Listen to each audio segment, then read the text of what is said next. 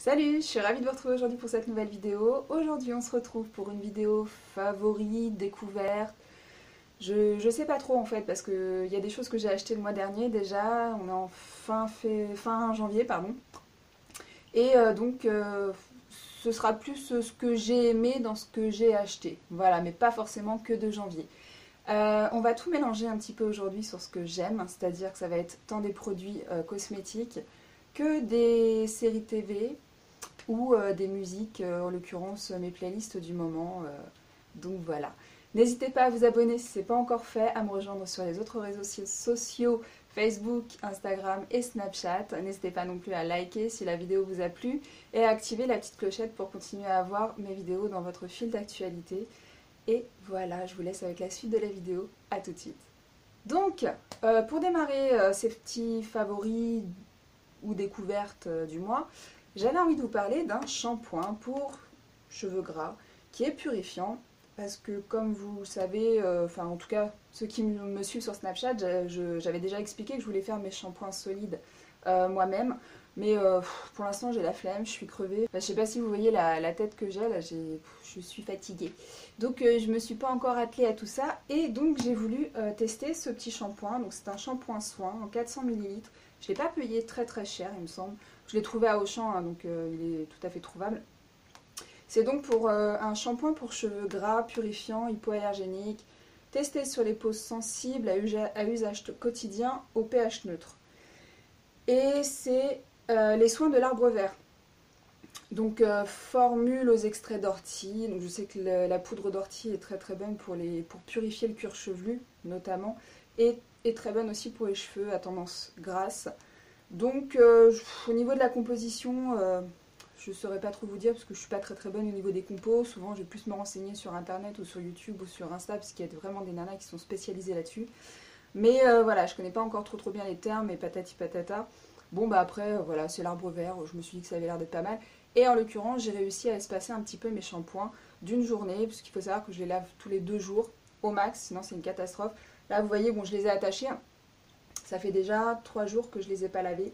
Bon, ils sentent pas mauvais, hein, pas du tout. Ils sont encore propres sur les plus de la mi-hauteur du cheveu. C'est pas très français, mais bref. Par contre, voilà, ils graissent très très vite en racines. Mais là, voilà, ça fait 3 jours que je les ai pas lavés et ça fait déjà 2-3 fois que je me sers de ce shampoing-là. Et je le trouve très très bien. Donc voilà, bonne découverte. Ensuite, vous avez très certainement entendu parler sur YouTube de ce soin, parce que là il s'agit réellement d'un soin, de chez La Roche-Posay, le Effaclar Duo Plus, unifiant, soin teinté, anti-imperfection, correcteur, désincrustant, anti-marque et blablabla. C'est une bonne découverte. Maintenant, sincèrement, je mets déjà ma crème soin. Je purifie déjà mon visage, les boutons et blablabla avec de l'huile essentielle d'arbre à thé. On va dire que ça je le mets quand j'ai pas trop envie de me maquiller, c'est-à-dire quand j'ai pas envie de mettre de fond de teint. Mais moi qui ai une tendance à avoir beaucoup de rougeur au niveau des joues et au niveau des ailes du nez et un petit peu sur le menton en hiver, je dirais que c'est pas assez couvrant et ça m'ennuie de mettre ça, enfin de mettre ma crème de soin, plus ça, plus mon fond de teint. Donc je le mets quand ma peau est relativement jolie mais que j'ai quelques petites imperfections. Donc voilà, j'ai pas trouvé que ce soit génial. Très concrètement. Mais ça reste assez sympa à utiliser. Donc oui, je le réutiliserai quand ma peau sera un peu moins sensible au froid. Je me redirigerai probablement là-dessus parce que je trouve ça assez sympa d'avoir une espèce de bébé crème, CC crème. Enfin, j'ai jamais su la différence entre les deux, mais bref. Je trouve ça assez sympa d'avoir un truc comme ça qui soigne en même temps qu'il unifie un peu le teint. Donc voilà. Ensuite, on passe au gommage pour le corps. Et là, très belle découverte parce que je connaissais de nom les produits The Body Shop, mais je n'avais jamais eu l'occasion de trouver une boutique. Et il s'avère que pour Noël, j'ai pris le train pour partir à la campagne. Et donc, à Gare du Nord, il y avait... c'était Gare du Nord, Montparnasse, non, c'est Montparnasse. Il y a une boutique The Body Shop. Et je me suis laissée tenter puisque j'avais également pris quelques petites choses pour mes enfants. Je me suis tentée par une miniature du gommage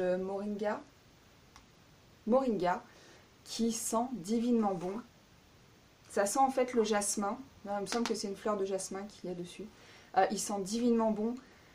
Je l'utilise avec parcimonie quand même, donc ben, je ne les ai pas donnés, faut dire ce qu'il y a. Mais franchement, je crois que j'ai jamais eu un gommage corps qui fasse autant d'effet. Voilà, je ne sais pas quoi vous dire.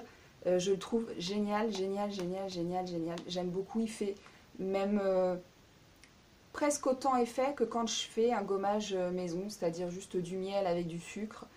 Normalement, c'est amplement suffisant pour faire un gommage de corps, n'est-ce pas? Mais bon, addict au maquillage, addict aux produits, etc., etc. Je suis désolée pour les bip-bip, j'ai oublié d'éteindre le son de mon téléphone.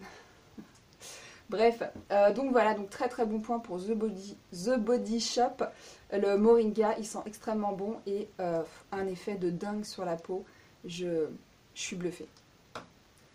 Ensuite, j'avais acheté, je sais plus quand, ça devait être en décembre aussi, puisque je crois que tous les produits la datent de maintenant, enfin de janvier ou de décembre. La poudre Mineral Veil de Bar Mineral. Je l'avais déjà testé dans un tuto, je vous avais dit que j'étais en train de tester et que je vous dirai plus tard ce qu'il en est. Bah écoutez, elle est bien.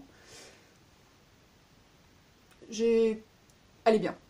Elle est bien parce qu'elle est relativement fine. Maintenant, je la conseillerais peut-être pas sous les yeux pour matifier, pour poudrer son anti-cerne. Mais maintenant, enfin, j'ai envie de vous dire, n'importe quelle poudre chez moi pour poudrer l'anti-cerne fait un effet de matière. Et quoi qu'il en soit, à un moment donné, si je ne dégage pas correctement la poudre à la fin de mon maquillage, j'ai quand même une tendance à avoir de la poudre dans les ridules. Donc, bien souvent, j'en mets très très très très très très peu. Et c'est déjà presque trop.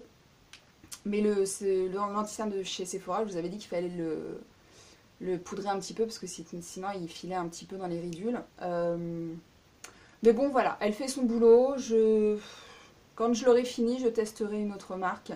Est-ce que je la rachèterai? Oui, probablement, mais je pense qu'il y en a d'autres à tester avant que je puisse racheter celle-ci. Maintenant, ce que j'apprécie également, c'est qu'effectivement elle est translucide, elle ne se voit pas, pourtant je suis très blanche. Et elle se voit pas. Donc elle est bien, j'ai pas spécialement d'effet de matière sur le visage quand je la mets, hormis pour l'anti-cerne, mais ça c'est du détail. Maintenant on va passer aux séries TV. Donc sur le mois de décembre, on a regardé Outlander, je vous mets la petite affiche ici, on a regardé la saison 1 et la saison 2, autant vous dire qu'on a surkiffé, mais un truc de malade. Je crois que c'est pas possible de ne pas aimer cette série. Le mec est sublime, la nénette est pas mal aussi, dit-elle. Je crois que je suis tombée amoureuse de cette série. J'ai une hâte, comme ça m'est jamais arrivé, de voir la suite.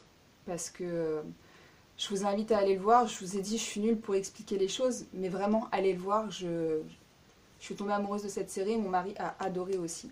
Donc on a regardé la saison 1 et la saison 2 qu'on a dévoré en 2 temps 3 mouvements. Ensuite, on a entamé la saison 4 de Orange is the New Black. Je vous avouerai que j'ai été un petit peu déçue. Je trouve ça un peu plus raplapla que les autres saisons. Bon, on l'a pas terminé. On met du temps à la regarder. En même temps, c'est vrai que janvier est assez speed là, et assez fatigant. Mais je reste. C'est pas transcendant quoi. On va dire ça comme ça. Mais bon, vous pouvez quand même aller voir les autres saisons qui sont absolument géniales. Mais la saison 4, je sais pas, ça traîne un peu en longueur, je trouve. Et ensuite, on a regardé également The Last Kingdom. C'est une belle découverte. C'est pareil, là, ça se passe dans un temps reculé, sur des vikings, etc. Un petit garçon qui se fait enlever par des vikings et qui devient lui-même viking, alors qu'initialement, il était promu au trône. Enfin, promu. Il devait être le prochain roi du petit patelin, là, du petit village d'Angleterre, je crois. Il me semble que c'est ça. Et il se fait enlever par des vikings et il s'avère que il devient lui-même viking. Et il va essayer de reconquérir le trône auquel il était destiné. Et donc voilà, c'est pareil, c'est une série que je vous invite à voir vivement parce que nous on a adoré. Enfin, si vous aimez ce type de série, vous allez aimer, je pense. Et donc on a regardé la saison 1. Ensuite, on passe à la musique, à ma playlist. Donc, je ne sais pas si vous connaissez My Chemical Romance, moi je dis Chemical Romance, mais bref. My Chemical Romance, c'est un vieux groupe qui date de je ne sais plus quelle année d'ailleurs, on s'en fout.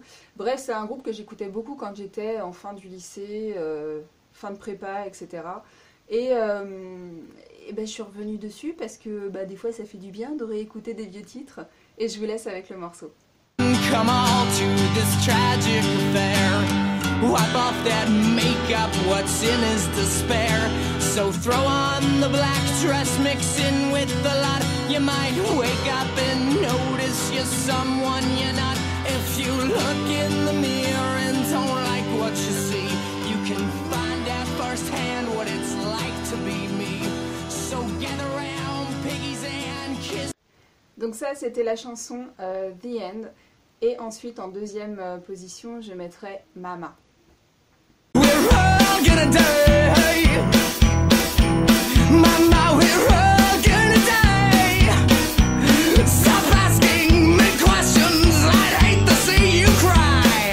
Mama, we're all gonna die. When we go, don't blame us, yeah. We'll let the fire just fade us, yeah. You made us out. Ensuite, nouveau groupe que j'ai découvert ce mois-ci, Kaleo, avec la chanson Way Down You Go, avec l'accent bidon, hein. Et génial, je vous laisse avec la musique. This earth, oh, we get what we deserve, and where down we go, oh, oh, oh, oh, oh, where down we go, oh, oh, oh, oh, so where down we go. Et ensuite, deuxième chanson, un peu moins connue que celle-ci, c'est All the Pretty Girls. Ah, je vais jamais arriver à parler anglais. Et vous savez, quand j'étais gamine, j'étais bilingue hein, quand même. Je vous laisse avec la musique.